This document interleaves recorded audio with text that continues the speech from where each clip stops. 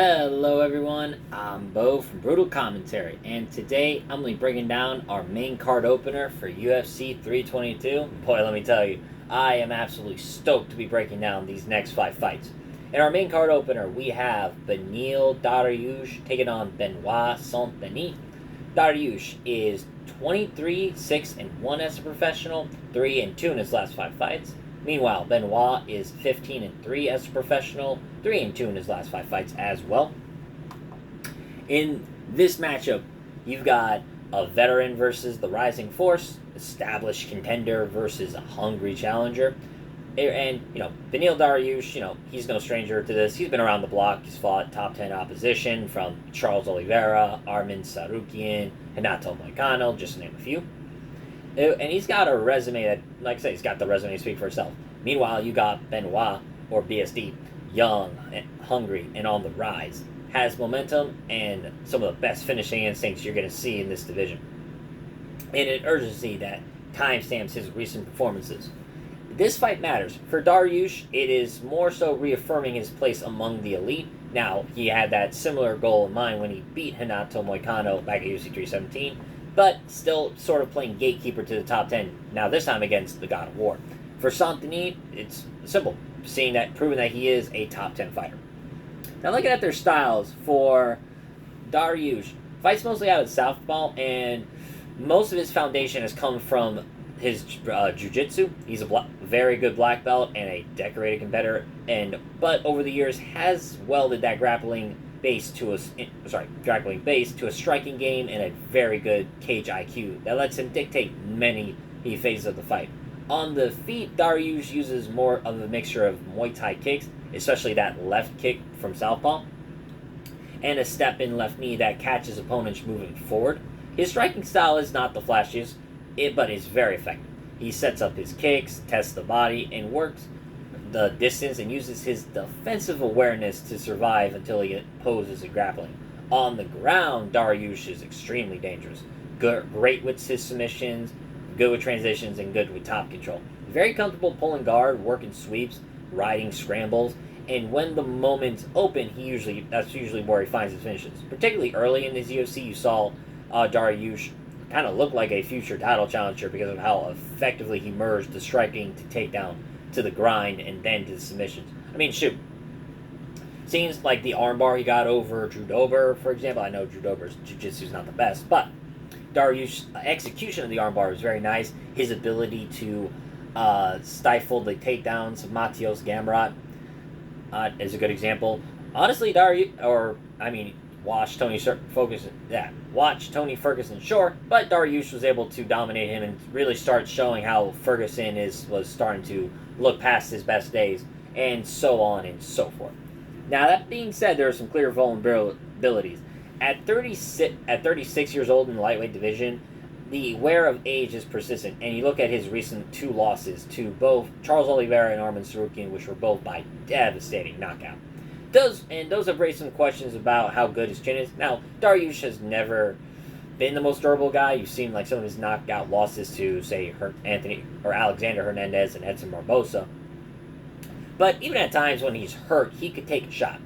But lately, it's not been the same. Like I said, besides the 2 vicious knockout losses recently, he did get dropped by Renato Moicano, who is not the strongest striker in the division.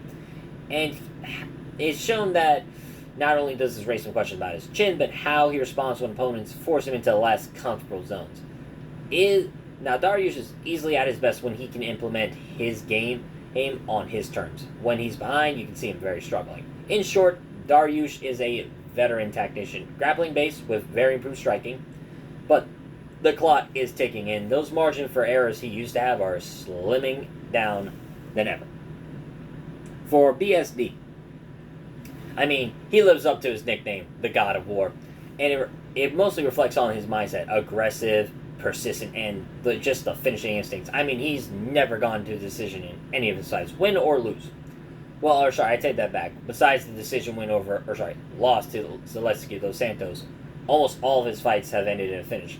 Most win or lose, except for that one time. For BSD, his style is built around wrestling and submission, but the way he approaches them is different. He uses striking not as an isolated tool, but as a means to break his opponent's base and shift the fight into his preferred domain. Good body kicks and punches to force traffic to the fence, then initiate takedowns or clinch, or clinch changes.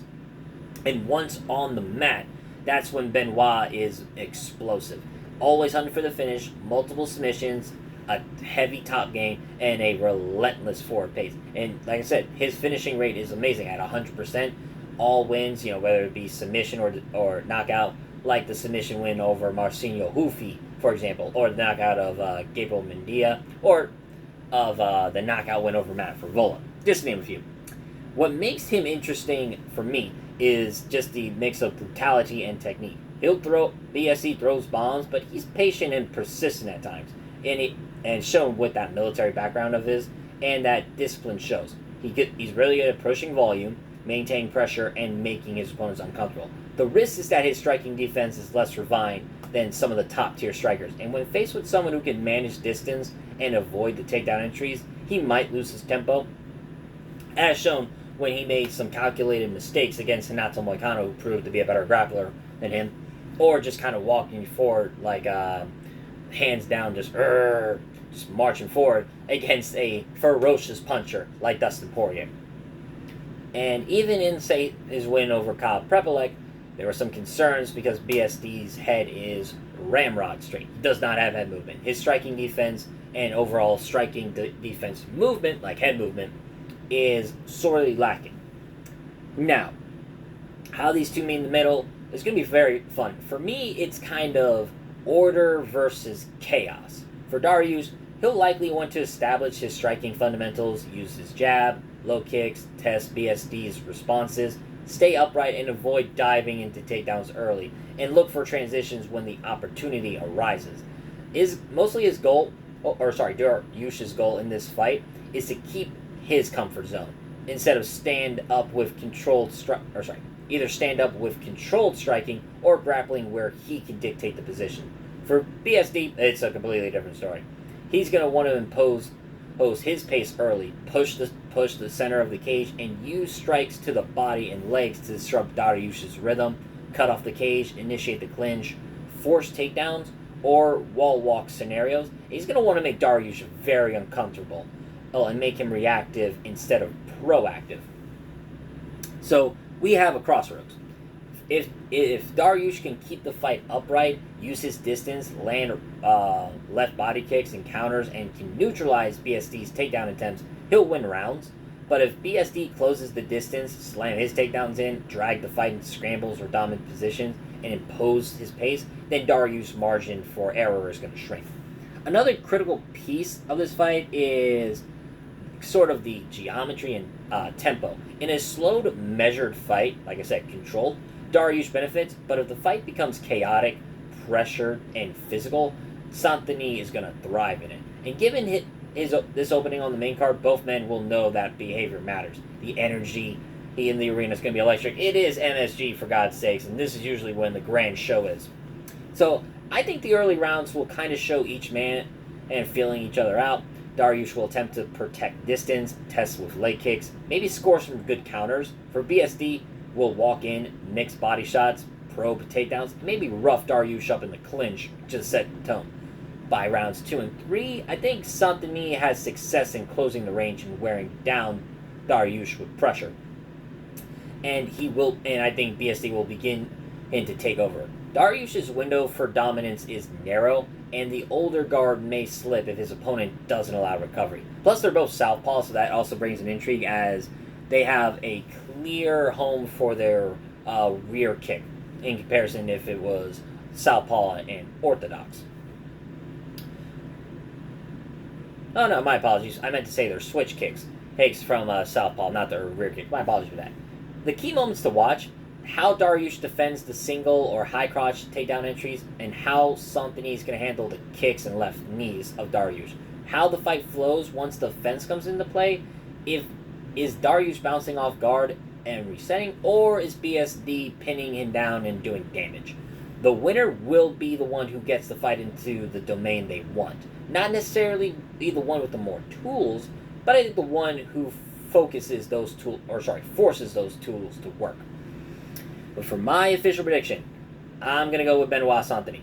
I believe his combination of pace, finishing instincts, and wrestling grappling chain work gives him the edge here. Dariush is very dangerous and technical. He is not a lot more entertaining and a lot more dangerous than people give him credit for.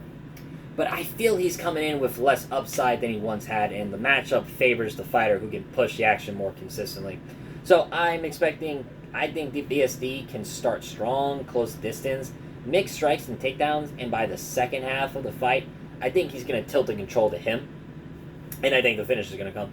I see Saint-Denis finishing by, honestly, knockout in this one. He has the power to do it.